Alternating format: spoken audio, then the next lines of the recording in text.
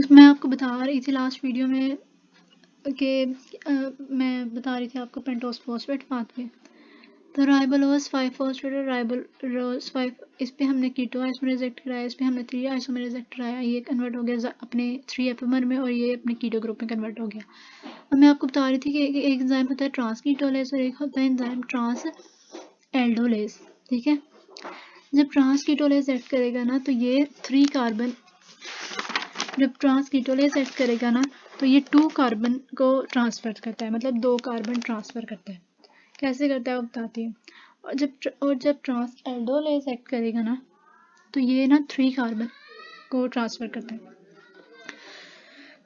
अब कैसे करता है, ये ज़ाइलोलोज 5 फॉस्फेट है और ये राइबोज 5 फॉस्फेट है। इसने ये जो ज़ाइलोलोज 5 फॉस्फेट है ना,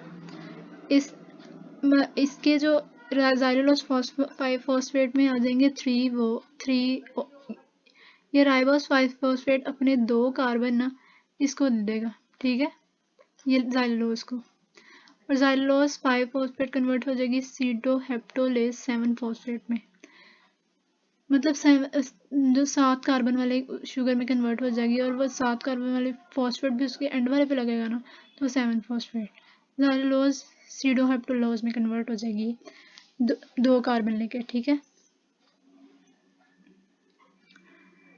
और ये जो राइबोज 5 फॉस्फेट है ना ये कन्वर्ट हो जाता है, बाकी क्या रह गया, ये इसने अपने 2 कार्बन तो इसको दे दिए। ठीक है, तो बाकी इसमें के पास 3 रह गए ना तो ये 3 कार्बन वाली शुगर में कन्वर्ट हो जाएगा जो ग्लिसरॉल्डिहाइड है, ट्रायोज है।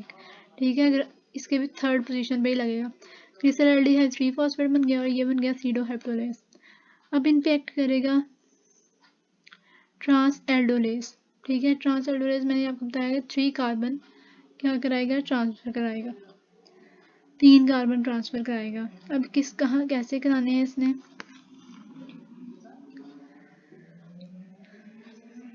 3 कार्बन इसने ट्रांसफर कराने हैं तो इस ग्लिसर ये जो सीडोहेप्टोलेज है ना ये अपने 3 का इस पहले राइबोज ने दिए थे 3 कार्बन इस ज़ाइलोलोज को तो ये कन्वर्ट हो गया था सीडोहेप्टोलेज में। ठीक है, अब वो क्या होगा कि ये सीडोहेप्टोलेज है ना जो इसके पास कितने कार्बन है, 7 कार्बन है ना, तो ये अपना 1 कार्बन दे देगा इसको,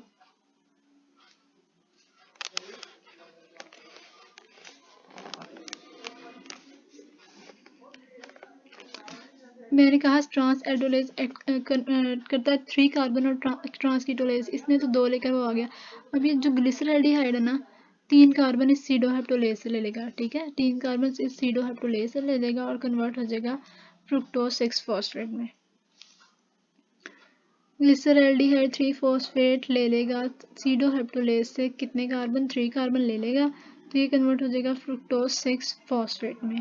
ठीक है, फ्रुक्टोज 6 फॉस्फेट में कन्वर्ट हो जाएगा और ये जो बाकी क्या रह गया था, वो 4 कार्बन रह गए थे, वो क्या रह गया, रिथ्रोज 4 फॉस्फेट। ठीक है, अब हमारे पास आ गया फ्रुक्टोज 6 फॉस्फेट और रिथ्रोज 4 फॉस्फेट। ये जो फ्रुक्टोज 6 फॉस्फेट है ना ये कन्वर्ट हो जाता है ग्लूकोज 6 फॉस्फेट में जब इसके ऊपर आइसोमर रिजेक्ट करेगा। फ्रुक्टोज अपने आइसोमर में कन्वर्ट हो जाएगा और इसके आइसोमर रेज एंजाइम का नाम और फॉस्फोहेक्सोएस इसलिए कि ये फॉस्फेट लगा हुआ है और ये फ्रुक्टोज एक हेक्सोज शुगर है। ठीक है, ग्लूकोज भी हेक्सोज शुगर है, फॉस्फोहेक्सोस आइसोमर रिजेक्ट करेगा तो ये कन्वर्ट हो जाएगा ग्लूकोज 3 फॉस्फेट में।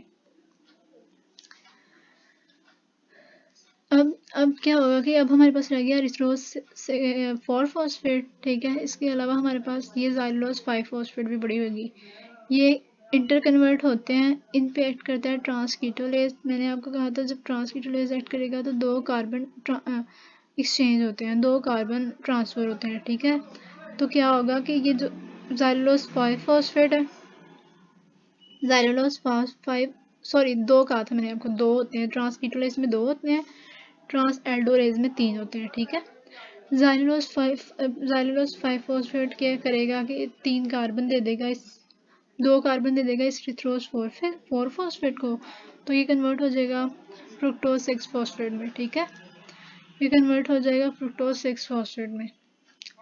और ये जो ये कन्वर्ट हो जाएगा, बाकी इसके पास कितने रह गए 3 कार्बन, वो रह गया ग्लिसरॉल 3 फॉस्फेट। ठीक है, अब हमारे पास ये फ्रुक्टोज 6 फॉस्फेट पे दोबारा आइसोमरेज एक्ट करेगा, फॉस्फोहेक्सोस आइसोमरेज, और ये कन्वर्ट हो जाएगा ग्लिसरॉल ग्लूकोज 6 फॉस्फेट में। अब ये जो हमारे पास रह गया ग्लिसरॉल ग्लिसरैल्डिहाइड 3 फॉस्फेट। अब ये ग्लूकोज 6 फॉस्फेट में तो कन्वर्ट नहीं हो सकता क्योंकि ये तो 3 कार्बन की शुगर है। तो इस पे क्या होगा, इस पे एक्ट करता है एल्डोज। ठीक है, इसकी आइसोमर अगर इसकी मतलब हमने बिल्कुल वैसे ही करानी है कि हमने हाफ, ये क्या है ग्लिसरैल्डिहाइड 3 फॉस्फेट हाफ फ्रुक्टोज है ना। ठीक है, अगर ये 2 होते इसके साथ तो इस पे एक्ट करता है दरअसल फॉस्फोट्रायोज आइसोमरेज। ये इन्होंने हाफ बताया हुआ है। दरअसल जब होता है ना हमारे पास फ्रुक्टोज 1,6 बिसफॉस्फेट, फ्रुक्टोज 1,6 फॉस्फेट पे एक्ट, आप ग्लाइकोलाइसिस का पाथवे याद करें तो उसमें जब फ्रुक्टोज 6 फॉस्फेट 1,6 बिसफॉस्फेट होता है उस पे एक्ट करता है एल्डोलेज। तो एल्डोलेज उसे कन्वर्ट करा देता है ग्लिसरैल्डिहाइड 3 फॉस्फेट में और डाइहाइड्रोक्सी एसीटोन फॉस्फेट में। ठीक है, और अगर वो रिवर्सिबल होता है, अब हमारे पास डाइहाइड्रोक्सी एसीटोन फॉस्फेट तो नहीं है लेकिन हमारे पास ग्लिसरैल्डिहाइड 3 फॉस्फेट है सिर्फ। तो जब ये बन जाएगा तो ये फ्रुक्टोज 1,6 बिसफॉस्फेट का हाफ पोर्शन बनाएगा ना, जाके हाफ पोर्शन बनाएगा क्योंकि हमारे पास डाइहाइड्रोक्सी एसीटोन फॉस्फेट तो है नहीं। इस तरह जब एल्डोलेज एक्ट करेगा इस पे तो ये बना देगा half of the fructose 1,6 bisphosphate. ठीक है, अब इस पे वही फ्रुक्टोज 1,6 बिसफॉस्फेटेज एक्ट करेगा। फॉस्फेटेज का क्या मतलब है कि फॉस्फेट को रिमूव कराना है, तो ये फर्स्ट पोजीशन से फॉस्फेट को रिमूव करा देता है, तो बाकी क्या रह गया फ्रुक्टोज 6 फॉस्फेट। फ्रुक्टोज 6 फॉस्फेट पे फिर आइसोमरेज एक्ट करेगा फॉस्फोहेक्सोस आइसोमरेज, तो ये कन्वर्ट हो जाएगा ग्लूकोज 6 फॉस्फेट में।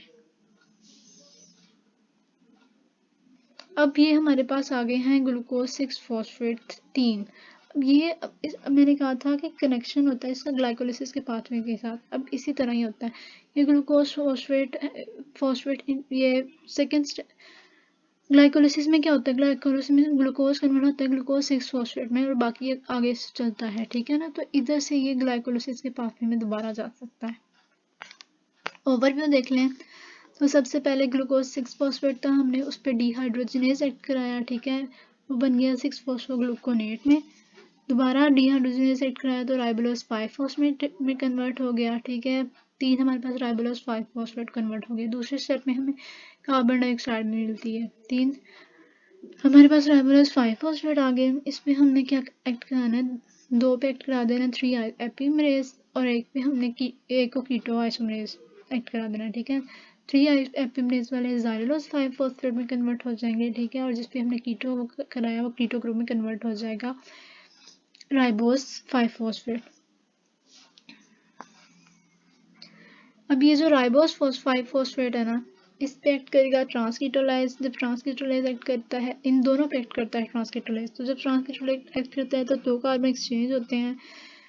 तो ये जो राइबोज 5 फॉस्फेट है क्या करता है, अपने 2 कार्बन दे देता है ज़ाइलोज 5 फॉस्फेट को, ज़ाइलोज 5 फॉस्फेट कन्वर्ट हो जाता है सीडोहाइड्रोलेज में। ठीक है, और ये कन्वर्ट हो जाता है ग्लिसरैल्डिहाइड 3 फॉस्फेट में। अब इस पे ट्रांसएल्डोलेज एक्ट करता है। ट्रांसएल्डोलेज एक्ट करता है तो ट्रांसएल्डोलेज ने 3 कार्बन एक्सचेंज कराने थे।